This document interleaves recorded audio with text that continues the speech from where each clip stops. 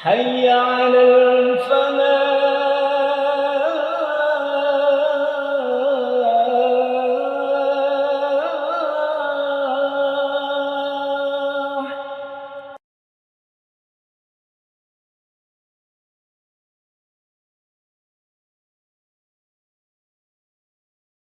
Assalamualaikum warahmatullahi wabarakatuh. Alhamdulillahirabbil alamin. Wassalatu wassalamu ala imamil mursalin Sayyidina Muhammadin wa ala alihi wa ashabihi ajma'in, amma ba'd. Subhanaka la ilma lana illa ma 'allamtana innaka antal alimul hakim. Allahumma anfa'na bima 'allamtana wa 'allimna ma yanfa'una warzuqna ilman yanfa'una. Allahumma la sahla illa ma ja'altahu sahla wa anta taj'alul hazna idza syi'ta sahla faj'al lana ya rabbana kulla syai'in sahlan muyassara. Allahumma inna na'udzu bika min ilmin la yanfa' wa min qalbin la yakhsha' wa min nafsin la tashba' wa min da'watin la yustajabu laha. Rabbi shrah li sadri wa yassir li amri wahlul 'uqdatam min lisani yafqahu qawli. Amin. Bapak-bapak, ibu-ibu dan saudara sekalian yang mudah-mudahan panjenengan semua senantiasa mendapat limpahan rahmat, barokah, ridho dan ampunan dari Allah Ta'ala. Alhamdulillah, malam hari ini kita kembali dikumpulkan bersama Bapak Ibu di masjid ini ya. Besar sekali harapan kita kepada Allah Ta'ala, mudah-mudahan yang kita lakukan bersama ini dicatat sebagai amal soleh yang menjadi sumber datangnya ridho dan ampunan Allah Ta'ala buat kita semua. Dan tidak lupa kita bertawassul kepada Allah Ta'ala dengan yang kita lakukan malam hari ini. Bapak Ibu, mudah-mudahan kelak kita dikumpulkan bersama-sama dalam surga Firdaus yang paling tinggi, sebagaimana kita berkumpul malam hari ini di tempat ini tanpa azab maupun hisab. Amin. Oke, jadi tema yang kita bahas malam hari ini Bapak Ibu pada fikih muamalat itu larangan menjual makanan sebelum diterima. Misalkan ada orang namanya BK gitu kan, beli makanan. Nah itu mau dijual tidak boleh Pak BK sampai sampean terima dulu. Dalilnya apa? Ada dalam kitab Bulughul Maram ya. Itu kalau dalam kitab Bulughul Maram itu di bab itu hadis nomor 18. Kalau perbedaan paling ya tambah 2 atau dikurangi 2 nggih. Hadis Abu Hurairah radhiyallahu anhu berkata, Rasulullah sallallahu alaihi wasallam bersabda, "Man ishtara ta'aman, barang siapa membeli makanan, fala yabi'hu, maka jangan menjualnya." Jelas nggih? Hatta yaktalahu, sampai dia menakarnya. Ya, menakar yang menimbang sama. Jadi ini sabda Nabi, manishtara ta'aman, barang siapa membeli makanan, fala yabi'hu, maka jangan menjualnya, hatta yaktalahu, sampai dia menakarnya atau menimbangnya. Takaran timbangan kan sama. Cuma yang ini pakai literan, yang ini pakai apa? Kiloan. Hadisnya sahih, riwayat Imam Muslim Bapak Ibu. Nah, sabda Nabi SAW sampai yang menakarnya, itu maksudnya adalah sampai dia menerima barang itu. Dan ini disebutkan dalam hadis lain Bapak Ibu, karena hadis yang satu dengan hadis yang lain itu saling menyempurnakan, saling menjelaskan. Jadi kalau ini adalah riwayat Abu Hurairah, yang diriwayatkan Abdullah bin Umar, Nabi SAW bersabda, "Mani beta'a ta'aman fala yabi'hu hatta yastawfiyahu." Redaksinya seperti itu. Mani beta'a ta'aman, barang siapa yang membeli makanan, fala yabi'hu, maka jangan dijual hatta yastaufiyahu, sampai dia menerimanya penuh. Nggih.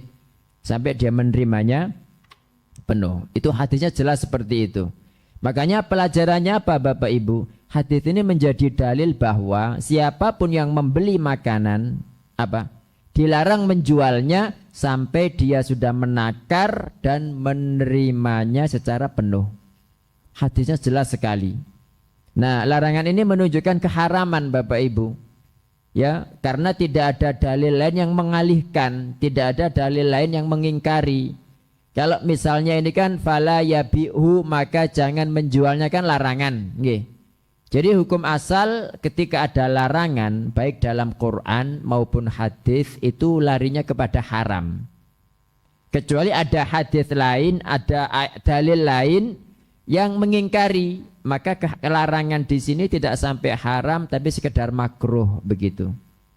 Nah, ketika tidak ada dalil yang mengingkari berarti ini larinya kepada haram Bapak Ibu. Apalagi ada hadis yang menguatkan, ya, menguatkan dari Abdullah bin Umar, dia berkata, laqad ra'aitun nasa fi ahdi Rasulillah sallallahu alaihi wasallam, aku melihat orang-orang pada zaman Rasulullah sallallahu alaihi wasallam yabta'una juzafan at-ta'am. Jadi mereka itu berjual beli langsung Bapak Ibu, borongan, berjual beli makanan nggih.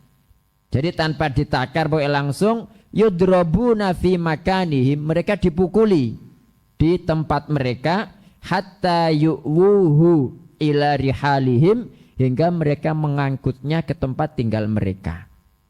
Ini hadisnya diriwayatkan oleh Imam Bukhari Bapak Ibu. Jadi mereka dipukuli pada zaman Nabi SAW. Nah, tentunya hukuman berupa pukulan tidak diberikan kecuali pada perkara yang perkara yang apa? Perkara yang haram Bapak Ibu. Karena kalau sekedar makruh itu kan dilarang tapi kan nggak sampai haram, ya. Itu nggak akan dipukul begitu loh. Sama seperti wajib dengan sunnah. Wajib kalau ditinggalkan kan berdosa, dihukum kan. Tapi kalau sunnah ditinggalkan berdosa enggak berdosa, cuma paling rugi titik gitu aja karena amalannya kurang kan begitu kan, kurang banyak maksudnya. Nah, sama seperti itu Bapak Ibu. Jadi mereka dipukuli ketika membeli itu secara borongan, kemudian tidak ditimbang dulu langsung dijual, itu enggak boleh. Kenapa kok tidak boleh? Karena gharar, enggak jelas. Nggih, karena gharar tidak jelas. Kemudian pelajaran berikutnya Bapak Ibu, para fuqaha menjadikan hukum ini berlaku umum pada setiap barang dagangan, ya. Pada setiap barang dagangan yang membutuhkan penyerahan haknya secara sempurna, baik ditakar, ditimbang atau dihitung, ya. Makanya enggak benar Bapak Ibu, kadang-kadang jenengan bayar sampai hitung, "Wes gak aku percaya awakmu." Jangan.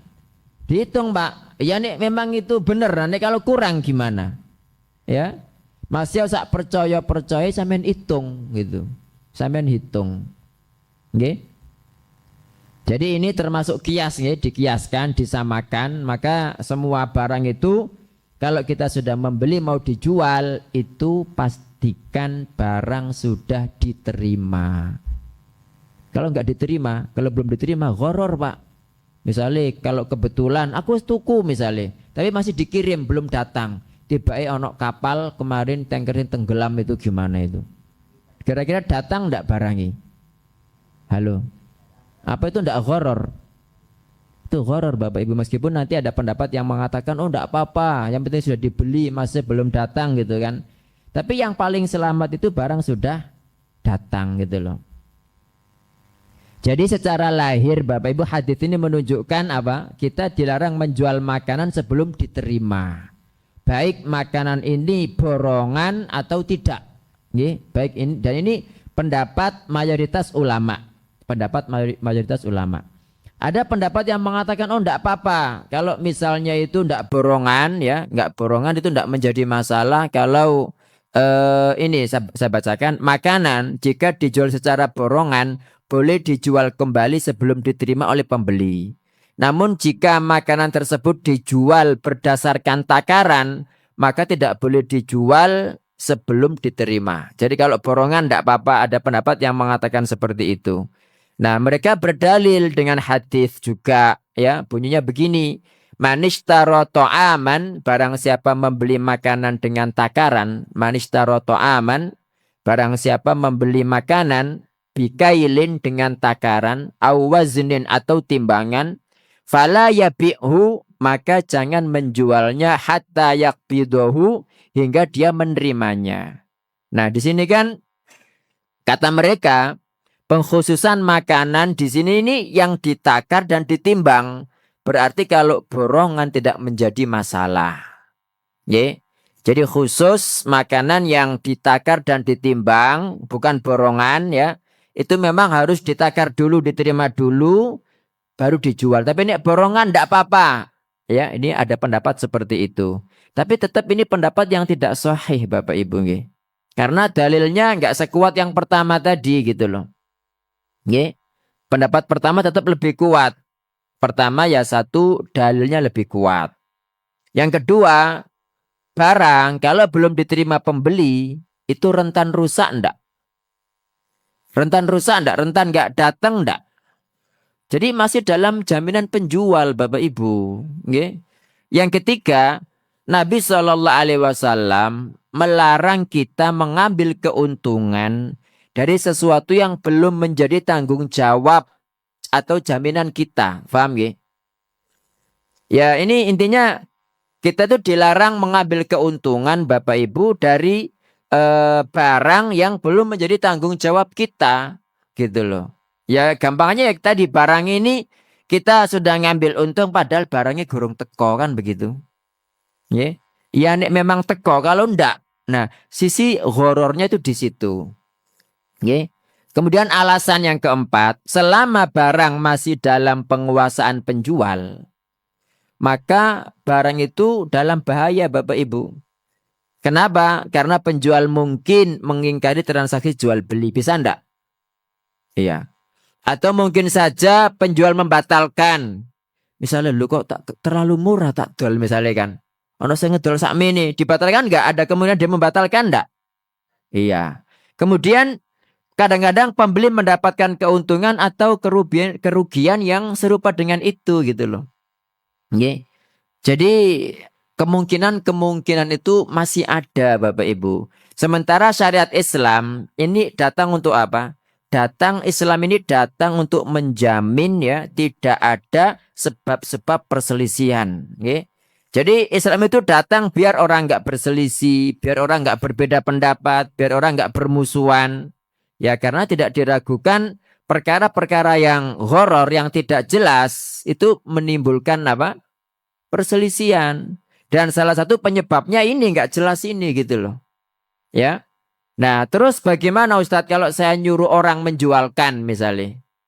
Ya saya, misalnya kan saya punya barang. Pak BK tolong sampai jual no.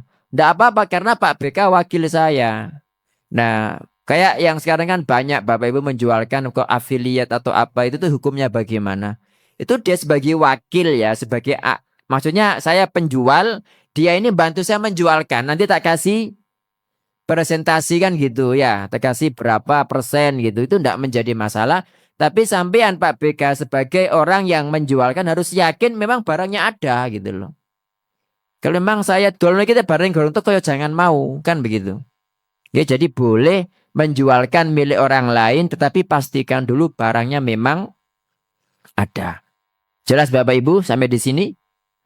Nggih. Jadi itu paling selamat begitu. Ini perintah Nabi Shallallahu Alaihi Wasallam.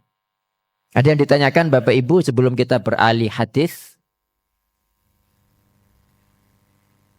Yang dibahas itu makanan. Tetapi kalau dari sisi tujuannya Islam datang itu kan untuk menghilangkan perselisihan, permusuhan, pertengkaran ya. Nah berarti kan ya bukan makanan juga. Ya mungkin menggunakan kata makanan itu karena secara umum yang dijual waktu itu paling banyak makanan. Mungkin begitu. Wallahu a'lam. Iya. Ya meskipun barang misalnya. Nah kalau Nabi melarang kita itu tidak boleh mengambil keuntungan dari barang yang belum kita jamin. Berarti kan tidak boleh meskipun bukan makanan. Iya. Monggo Pak.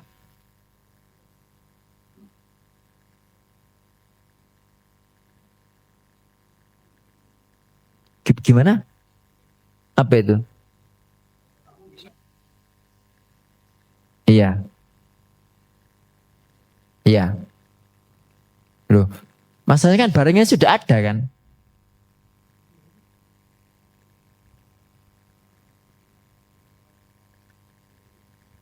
Iya, tapi kan barangnya ada. Jadi bukan masalah.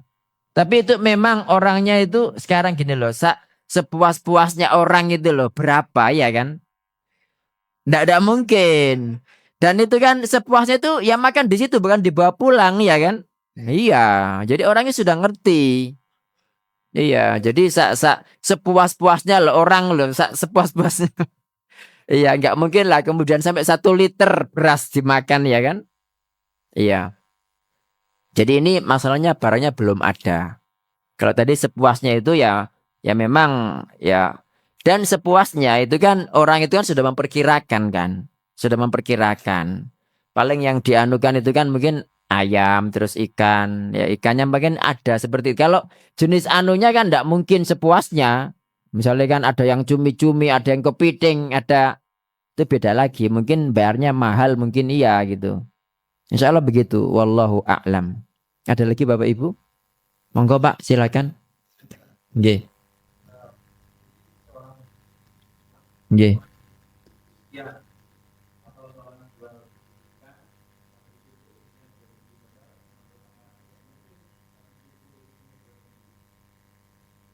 Orang memborong lomba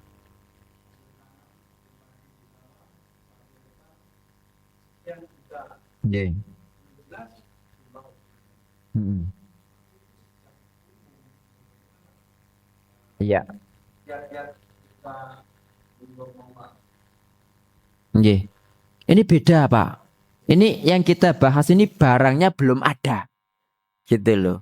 Nah, kalau yang kayak tadi itu kan sudah perkiraan, kurang paling 10 biji itu sudah biasa. Ikan kan enggak mungkin ikan satu-satu. Jadi ya sesuai dengan takaran itu gitu loh. Tapi ini yang kita permasalahkan ini barangnya belum ada. Nggih. Barangnya enggak ada gitu loh. Nah, jadi kan sudah ada barangnya. Nggih.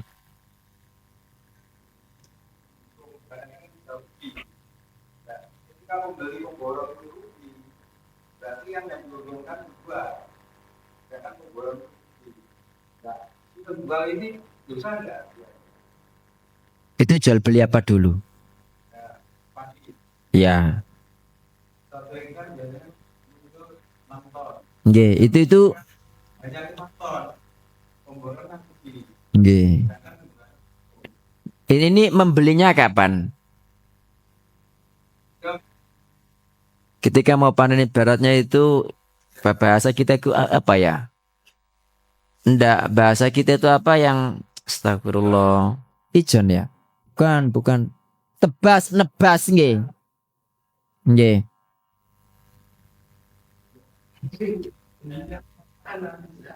Nggih. jual itu secara keluar. Nggih.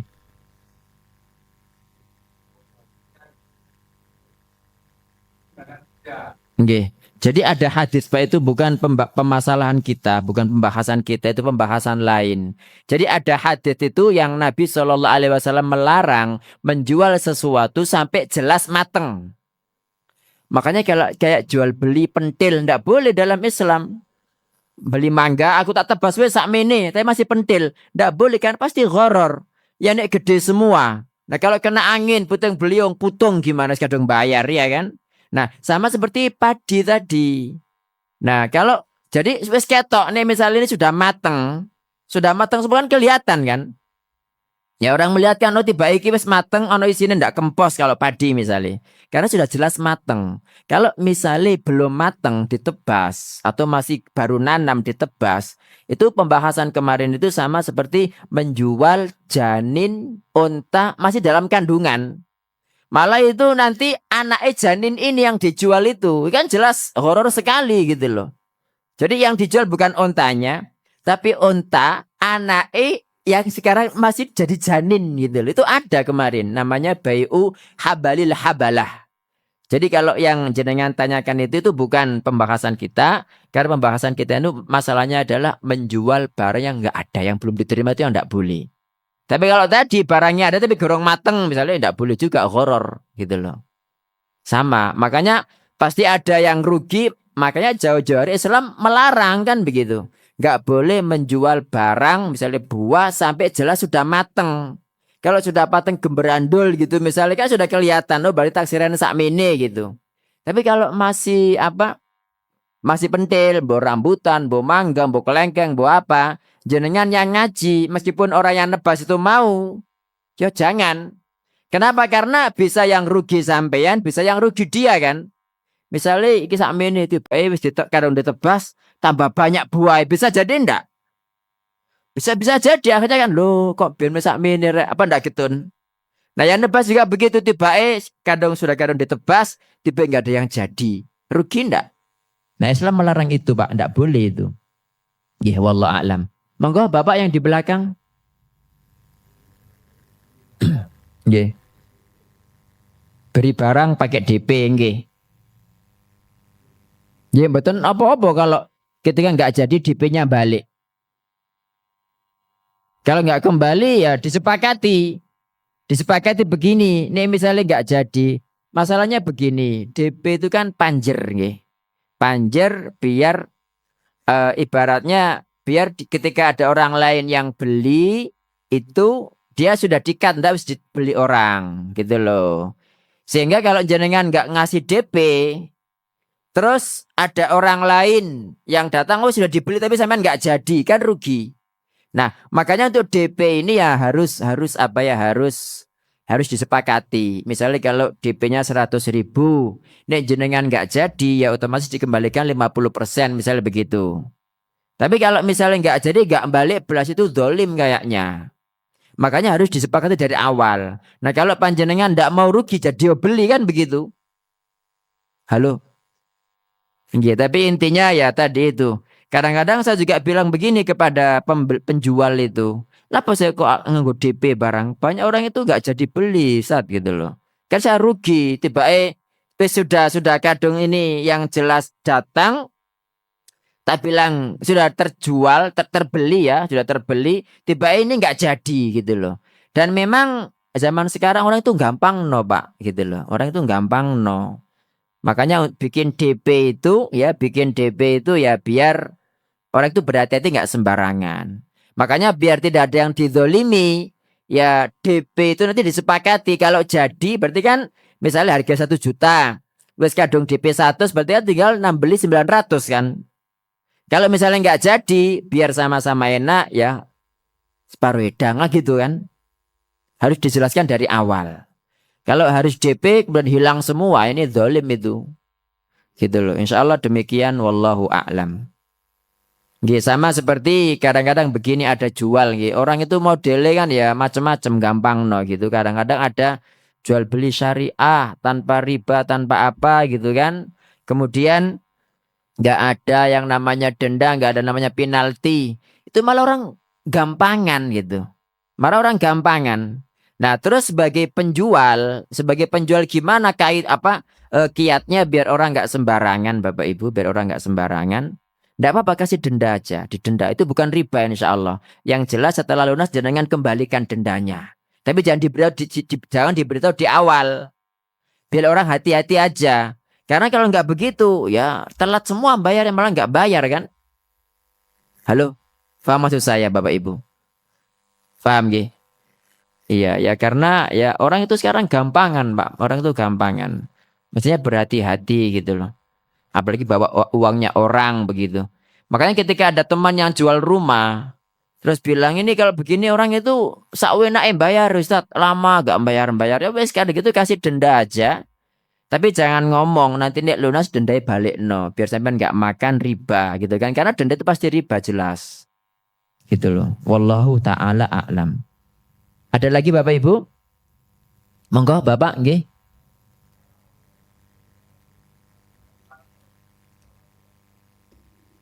Apa? Riba gitu. Mm-mm. Mm-mm. Transfer insya Allah tidak menjadi masalah. Kan langsung. Iya, karena jenengan belinya kan jauh. Iya, nek belinya di Pak Beka di depan situ kan langsung diantar. Nah kalau di Sumatera di Jakarta masuk langsung datang. Yang penting itu dia langsung mengemas barangnya. Nah, sampai transfer dia langsung ngemas dikirimkan. Nah, itu sudah berarti dia sudah langsung kan. Adapun jarak belum diterima karena faktor jarak gitu loh. Insya Allah tidak menjadi masalah. Oke. Ada lagi Bapak Ibu? Halo? Iya, tapi kalau barang palsu kan bisa dikomplain kan? Bisa dikomplain ya? Iya, yang saya tahu itu pernah barang COD itu yang biasanya rentan penipuan. Ya, jadi COD itu misalkan HP ya, HP dikirimkan, saya sebagai penjual dikirimkan, si pembeli bilang barang nggak sesuai, dikembalikan, tapi yang dikembalikan apa? Mungkin Aqua, Santri atau apa begitu tuh bisa kalau COD. Jadi untuk yang seperti itu bisa di apa ya gimana ya? Bagaimanapun juga orang jual beli itu kan risiko Bapak Ibu nggih. Ya banyak-banyak berdoa kepada Allah Ta'ala saja nggih, biar nggak ketipu sering-sering gitu kan. Syukur-syukur jenengan yang ketipu bukan yang menipu. Ya karena kalau di akhirat kan pasti menang gitu loh. Pokoknya bukan jenengan yang menipu begitu. Oke, sekarang kita lanjutkan. Isya jam berapa? Oh ya. Sekarang hukum menjual budak mudabbar. Oke. Ustaz sekarang kan bukan zamannya budak. Ya tapi ini nanti berkaitan dengan masalah lain Bapak Ibu. Budak mudabbar itu ya mudabbar. Tahu budak kan nggih? Ya budak itu manusia seperti kita cuma ya diperjualbelikan Bapak Ibu. Diperjualbelikan. Nah, sekarang sudah disepakati kan tidak ada kan, tapi dalam Islam budak tetap ada. Sampai kiamat budak tetap perbudakan tetap ada. Cuma Islam itu adanya perbudakan itu cuma satu lewat perang aja. Sementara dalam banyak syariat Islam itu memerintahkan kita memerdekakan budak. Misalnya Pak Beka berhubungan suami istri siang hari Ramadan. Itu kan pertama kali kan harus memerdekakan budak. Kalau budak anda ada atau tidak mampu beli baru berpuasa berapa bulan berturut-turut? 10 bulan. Hah? Tidak 10 bulan. 2 bulan berturut-turut. Kalau misalkan 2 bulan juga tidak mampu maka memberi makan 60 orang miskin. Masing-masing orang miskin setengah sok. Oke? Setengah sok itu 1,5 kilo. Atau kalau satu sok itu 2,5 kilo berarti kan 1,4 kilo. Ada yang mengatakan 1 mud 600 gram. Okay? Nah makanya ya kembali kepada kondisi masing-masing orang. Kalau memang jenengan orang yang berkemampuan ya setengah sok lah. Tapi kalau saya tidak mampu ya tadi 600 gram. Okay. Jadi ini budak mudabbar. Orang bernazar atau nazar okay?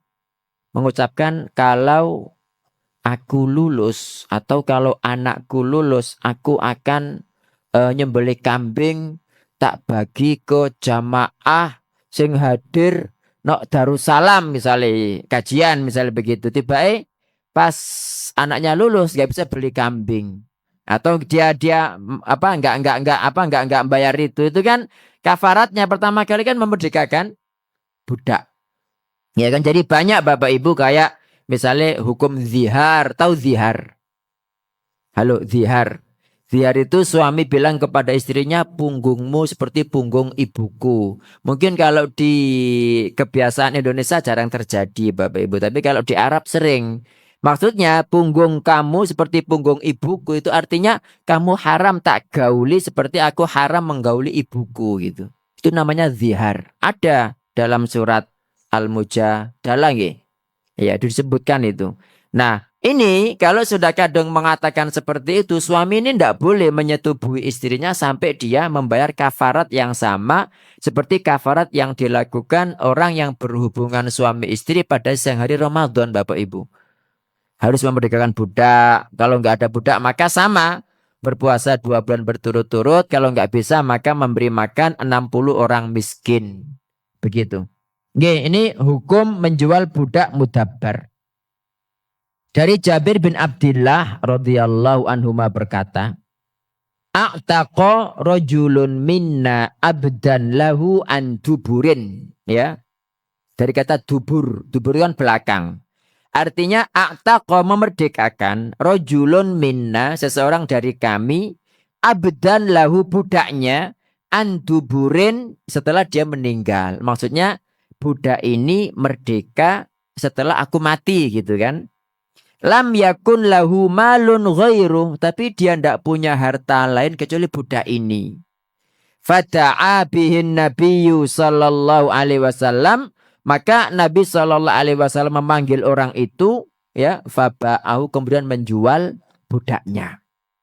Nah, ini berarti kan budak yang mudabbar yang sudah ada kesepakatan dengan majikannya, ketika majikan mati, dia merdeka, boleh dijual, boleh dijual. Hadis ini sahih Bapak Ibu ya. Nah, pelajarannya apa? Ya jelas tadi sudah saya sampaikan bahwa hadis ini menjadi dalil boleh menjual budak mudabbar. Ketika ada kondisi-kondisi tertentu, ya. Dan budak mudabbar itu apa? Adalah budak yang majikan berkata kepadanya, engkau merdeka setelah aku mati. Kedua, Bapak Ibu, pelajaran berikutnya, bagi orang yang tidak memiliki rizki, ya, bagi orang yang tidak memiliki rizki, pokoknya sempit lah rizkinya itu, miskin lah, itu hendaknya mengalokasikan harta itu untuk dirinya pertama kali. Kalau dirinya sudah tercukupi, maka orang yang menjadi tanggungannya, ya, karena mereka ini lebih utama daripada ibadah sunnah, paham gak? Sampean punya hutang, ya, sampean punya hutang, hutang itu wajib dilunasi, mboten? Ya wajib. Kalau nggak jenengan lunasi ketika meninggal dunia, meskipun syahid kan nggak bisa masuk surga nyawanya, ya kan? Jadi nyawane gentayangan. Tidak ada istilah nyawa gentayangan ya. Semuanya di alam barzakh. Cuma ya dia itu tertahan, nggak bisa masuk surga, Bapak Ibu. Nah, berarti ketika dia punya hutang yang wajib dia lunasi, terus dia bersedekah, Bapak Ibu. Sedekah ini malah dosa gitu loh. Sing wajib iki loh, itu kamu tunaikan dulu, baru tunaikan yang sunnah. Dia berkewajiban memberi nafkah, makan ya kepada anaknya anak 5 misalnya. Terus dia ikut program wakaf. Dengan wakaf itu akhirnya gak iso ngasih makan anaknya, Bapak Ibu. Dosa enggak, malah berdosa. Wakaf itu haram gitu loh. Nggih. Makanya Nabi Shallallahu Alaihi Wasallam mengatakan, kafa bil mar'i isman, cukuplah seseorang itu berdosa, an yudayyi aman yaul, ketika menyia-nyiakan orang yang menjadi tanggungannya, anak, istri, ya, binatang, peliharaan, itu tanggungan sampean. Nek mau bersedekah monggo silakan, tetapi kebutuhan mereka penuhi dulu. Kalau sudah terpenuhi, ada sisa, monggo silakan bersedekah. Kalau nggak ada hartanya, adanya untuk yang wajib saja, terus disedekahno sehingga yang menjadi tanggungan itu terbengkalai, malah berdosa gitu Bapak Ibu. Oke. Jadi yang harus itu apa? Mendahulukan yang lebih penting dalam pekerjaan dan mendahulukan kewajiban atas perbuatan yang sunnah. Ada orang itu Pak, juwetu ya, giat mengerjakan sholat malam. Tapi sholat wajibnya bolong-bolong. Bagus enggak? Ya enggak bagus. Mending sampean sholat wajibnya kita menono, gak usah sholat malam, enggak apa-apa gitu. Okay? Orang puasa dawa terus tapi enggak sholat. Ada gunanya enggak? Ya enggak ada gunanya. Yang wajib itu kerjakan dulu, baru kerjakan yang sunnah, baru bagus. Tapi kalau fokus yang sunnah, wajibnya enggak karu-karuan, itu enggak bagus itu Pak. Itu malah enggak karu-karuan itu. Okay. Pelajaran berikutnya, setiap amal apapun yang bertentangan ya dengan syariat, apakah bertentangan dengan Quran, bertentangan dengan hadis, maka amal itu tidak sah. Makanya orang tadi ini kan dia tidak punya harta Pak, hartanya cuma budak. Ya, dia kan punya ahli waris kan. Dia punya ahli waris. Nah, hartanya cuma itu. Kalau dia kemudian mati, budaknya merdeka, ahli waris agak oleh apa-apa. Ya apa enggak? Nah, makanya sama Nabi diambil budaknya dijual. Ya. Makanya disebutkan dalam riwayat lain itu, Bapak Ibu saya bacakan ya. A'taqa rajulun min bani Udrata abdan lahu antubur. Seorang laki-laki dari Bani Udrah memerdekakan budak setelah dia mati, ya. Jadi bikin kontrak, bikin kesepakatan dengan budaknya, perjanjian bukan kontrak nggih. Nek saya mati kamu merdeka. Fa balagha dzalika Rasulullah sallallahu alaihi wasallam. Hal itu terdengar Rasul sallallahu alaihi wasallam. Faqala beliau bertanya. Nah, ini Bapak Ibu menunjukkan bahwa pemimpin itu wajib nelikuri, ya, memeriksa dan mengetahui kondisi bawahannya gitu loh. Ala kamalun ghairuhu. Nabi bertanya, kamu punya harta lain tak? Dia jawab, mboten. Ya, langsung sama Nabi, budak itu diambil. Man yashtarihi minni. Siapa yang membeli budak ini dariku gitu. Maka budak itu dibeli oleh Nuaim bin Abdillah al-Adawi. Seharga 800 dirham. 1 dirham berapa?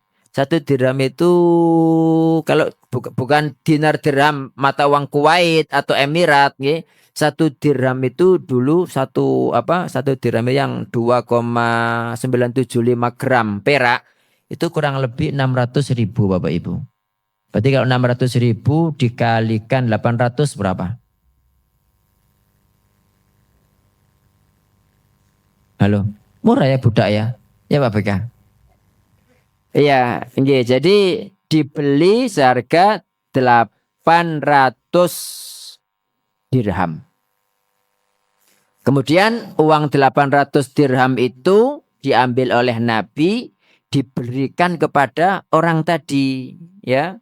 Kemudian Nabi bersabda, ibda binafsik, ini loh, ya, nafkahkan kepada dirimu. Fatasodak alaiya, sodakokan untuk, ya, intinya kamu pakai untuk kebutuhanmu. Fa'in fadola syai'un, jika ada yang lebih, fali ahlika, maka untuk keluargamu. Fa'in fadola an ahlika syai', jika sudah tercukupi kebutuhan keluargamu, falidhi qorobatik, maka berikan kepada kerabatmu. Keluarga itu kan anak istri ya kan. Nah itu keluarga. Kalau kerabat, paman, anak paman, misanan ya kan, saudara gitu kan.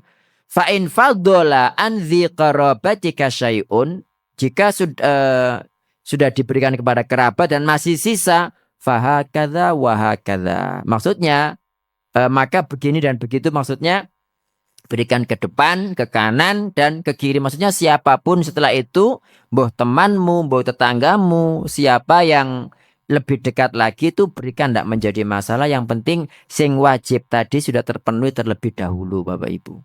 Nah, orang nggak punya harta, misalkan kayak orang misalnya sakaratul maut ya. Terus dia itu mau sakaratul maut, terus mau mensodakokan semua hartanya, ya tidak boleh. Karena itu ada hak milik ahli waris. Makanya ketika berwasiat harta, Bapak Ibu, wasiat harta itu kan maksimal 1/3. Dan itu kepada selain ahli waris. Kenapa kok selain ahli waris? Karena ahli waris itu sudah memiliki hak sendiri. Ya sudah punya hak warisan tadi itu kan, mereka masuk ke faraid ya. Jadi punya sebagai ashabul furud, orang-orang yang punya hak resmi dari Allah Ta'ala sebagai ahli waris gitu.